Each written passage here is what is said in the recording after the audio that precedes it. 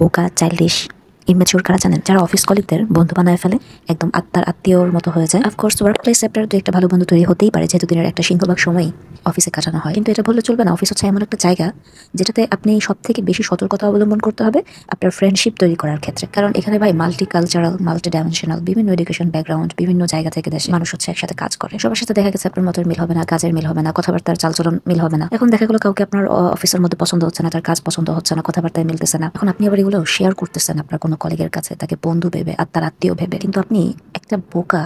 আপনি জীবনের সব থেকে বড় ভুলটা তখনই করবেন, কারণ আপনি যত ভালো মানুষই চেনেন না কেন, বা যতই আপনি মনে করেন যে আপনি খুব ভালো মানুষকে রিকগনাইজ করতে পারেন, কিন্তু অফিসের ভিতরে কখনোই আপনি মানুষকে চিনতে পারবেন না, জীবনেও না।